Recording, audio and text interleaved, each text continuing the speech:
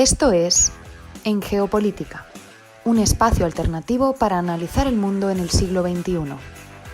Escúchanos en iVoox, Anchor, Spotify y Google Podcast. Igualmente, síguenos en Facebook, Twitter y Telegram como En Geopolítica, en Instagram como En Geopolítica 21.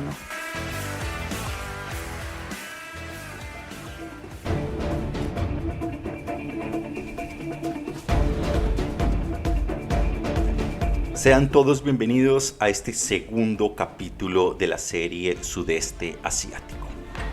Hoy los invito a sumergirse en el fascinante mundo de las religiones y filosofías que han moldeado esta región por milenios. Prepárense para un viaje que desafiará nuestra comprensión del mundo y nos llevará a los rincones más profundos de la espiritualidad.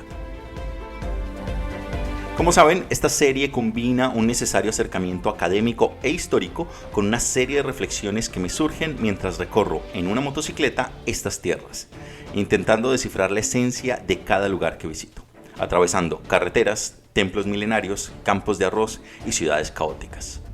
Espero que disfruten del viaje.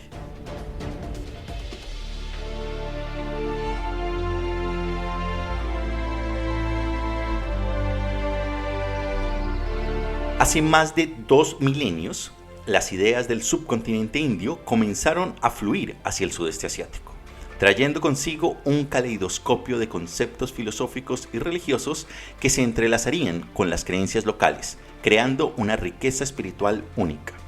Primero llegó el hinduismo, una religión que ofrece una visión cíclica del tiempo y nos introduce al concepto del Dharma, el deber sagrado que guía a cada ser humano en su viaje a través de la vida. El budismo llegaría poco después y ofreció una nueva perspectiva, un camino hacia la liberación del sufrimiento. Al carecer del concepto de un Dios único y creador, tanto el hinduismo como el budismo se integraron con las creencias preexistentes en el sudeste asiático, dando así forma sincrética de espiritualidad que aún permanece hoy en día en sus habitantes. Pero se hace necesario explorar un poco más en estas dos corrientes. Arranquemos por el hinduismo. Primero hay que adentrarnos en algunos conceptos centrales, y es que esta religión, una de las más antiguas del mundo, llegó a la región alrededor del siglo I después de Cristo, y no es una religión monolítica, sino un conjunto de tradiciones y filosofías que han evolucionado a lo largo de los siglos.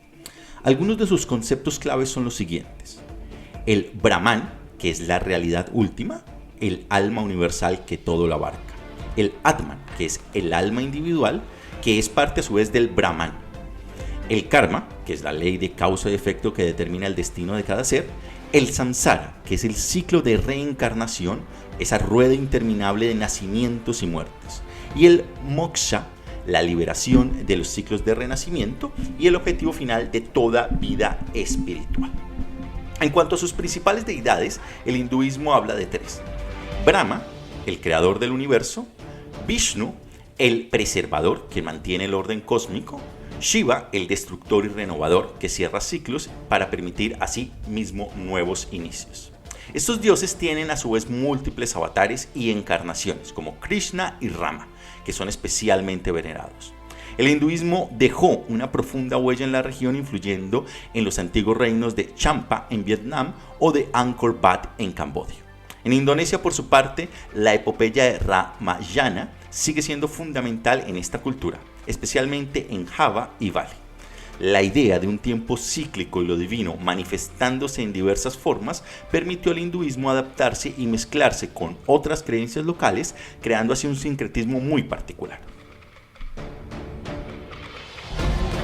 Ahora vayamos y exploremos el budismo, la segunda gran corriente espiritual que transformó esta región. El budismo fue fundado por Siddhartha Gautama, más conocido como Buda, alrededor del siglo V a.C. en la India. Pero claro, ¿quién era Buda? Nacido de la realeza, Siddhartha fue un príncipe protegido de todo sufrimiento. Sin embargo, al salir de los muros de su palacio, fue confrontado por la realidad de la vida, la enfermedad, la vejez y la muerte. Esta confrontación con el sufrimiento humano lo llevaría a renunciar a sus riquezas y a embarcarse en una búsqueda espiritual que culminó con la iluminación bajo el árbol Bodhi. Conceptualmente hablando, el budismo niega o prescinde de la existencia de un Dios creador, de una fuerza motora del universo, y afirma que los hombres tienen la capacidad para alcanzar altos niveles de sabiduría y compasión que podría equipararse, metafóricamente hablando, a una suerte de santo superhumano. A su vez, negará la existencia de un alma inmortal, pero afirma que existe una continuidad de la vida a través de muchas reencarnaciones hasta que se obtiene la liberación. El budismo diría que el objetivo supremo es alcanzar mencionada iluminación, la cual fue lograda por primera vez por Siddhartha Gautama, el primer iluminado. Según los registros, su primera prédica se dio hacia el año 530 a.C. y enfatizó que alcanzar el nirvana o la liberación significa superar el constante ciclo de nacimiento, muerte y renacimiento. Antes de Buda, se planteaba que todos los seres humanos nos enfrentábamos con este prospecto de reencarnaciones de nunca acabar, y cada quien puede optar por perseguir los placeres mundanos o, en el otro extremo, obtener la liberación a través del ascetismo y del alejamiento de todo lo material. Buda plantearía un camino intermedio, que no caiga en ninguno de estos dos extremos, que no niegue la existencia de lo material, pero que tampoco se ancle en un ascetismo extremo. Sus sucesores, que no hay que confundir con discípulos, ya que esta denominación no existe en el budismo, transmitirán este mensaje oralmente y solo en el siglo II a.C. se empezará a poner por escrito la vida y las enseñanzas de Buda, es decir, 3 siglos después de su existencia. Para hacer un paralelismo historiográfico y una mejor comprensión, piensen ustedes que los primeros evangelios datan de entre 3 a 4 décadas después de Cristo. Es decir, hacia el año 66 y 70, considerando los evangelios de Marcos, Mateo y Lucas, mientras que el de Juan se ubica entre el 90 y el 100, es decir, el primer siglo. Mientras que la primera referencia no cristiana va a aparecer también entre el 93 y 94. Pero volvamos al budismo y a sus enseñanzas. La pregunta acá es ¿en qué consiste dicho camino del medio? Buda hablará de varios conceptos. Uno de ellos fundamentales son las 4 verdades. La primera, la existencia del sufrimiento, conocida como dukkha, y es reconocer que el sufrimiento es parte natural de la vida. La segunda es la causa de este sufrimiento, denominada samudaya, que es identificar que el deseo y el apego son precisamente las fuentes de mencionado sufrimiento. El tercero es el camino o el cese de este sufrimiento, conocido como nirodha, y es comprender que es posible liberarse de mencionado sufrimiento.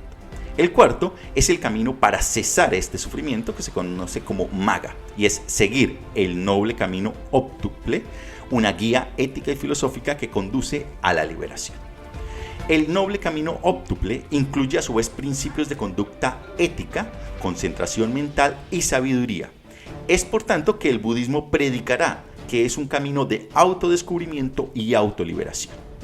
A su vez, el budismo se divide en varias ramas. Las dos principales son la Theravada y Mahayana.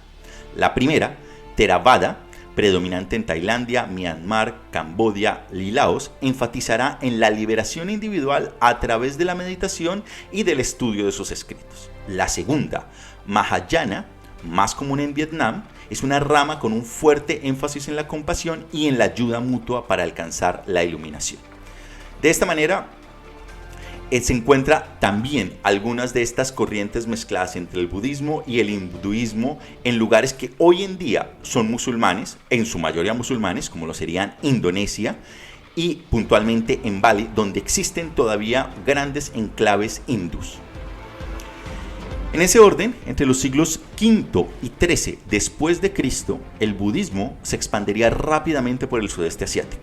Un punto de inflexión tuvo lugar precisamente en el siglo XIII, cuando el Imperio Khmer en Camboya adoptó el budismo Theravada, marcando un cambio profundo en la espiritualidad de la región. Se hace entonces necesario hablar de algunas de estas diferencias y convergencias entre el hinduismo y el budismo.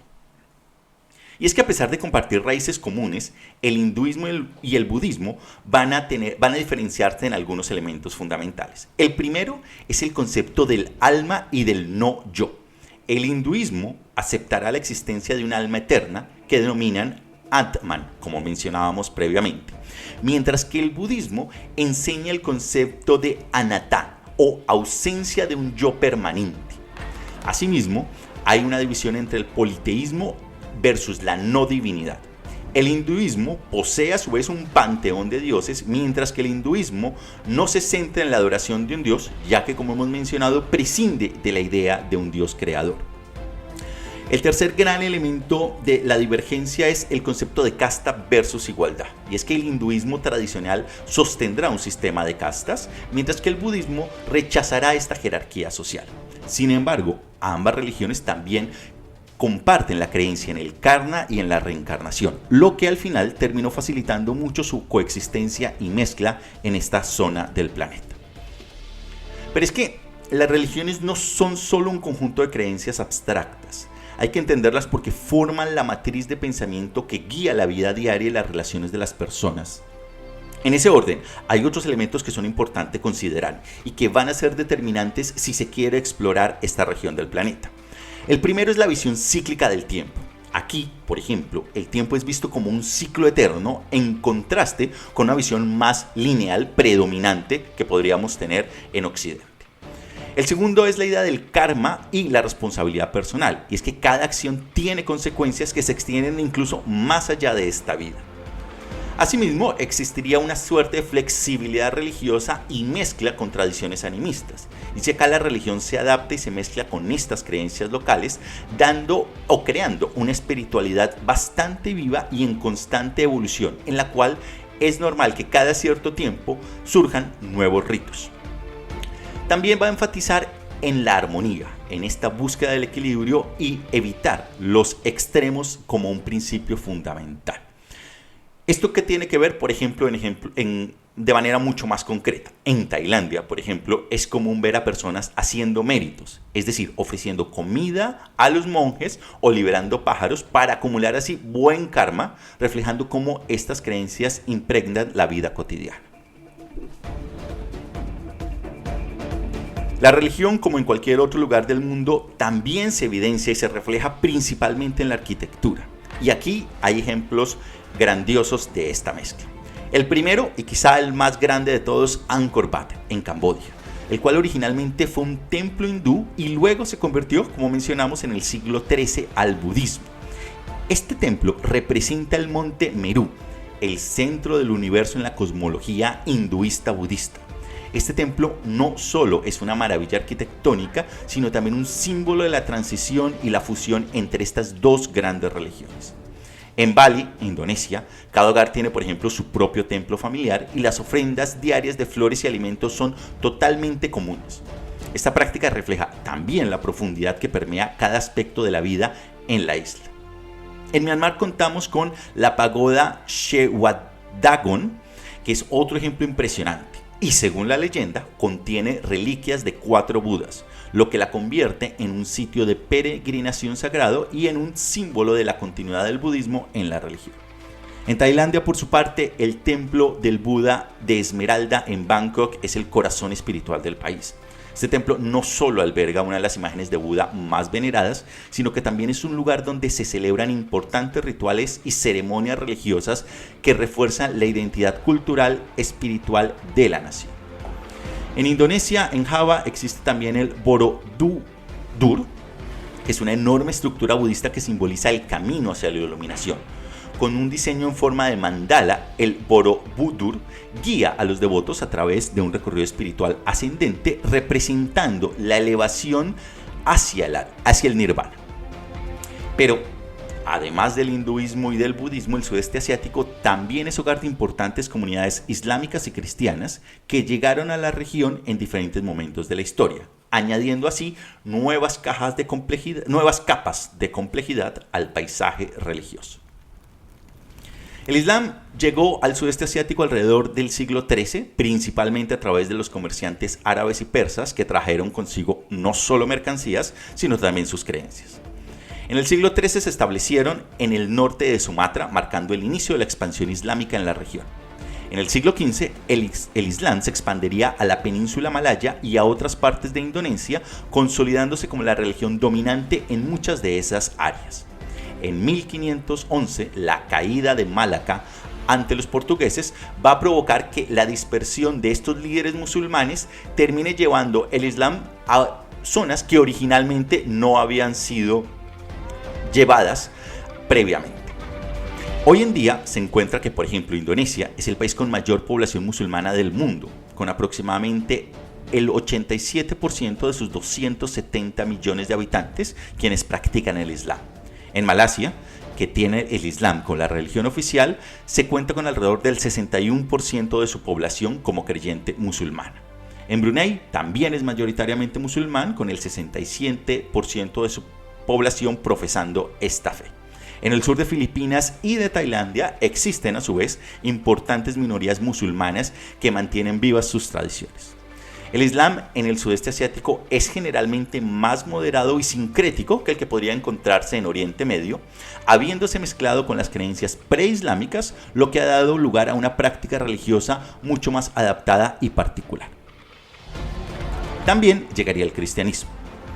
En 1511 la llegada de los portugueses trajo consigo las primeras iglesias católicas a la región.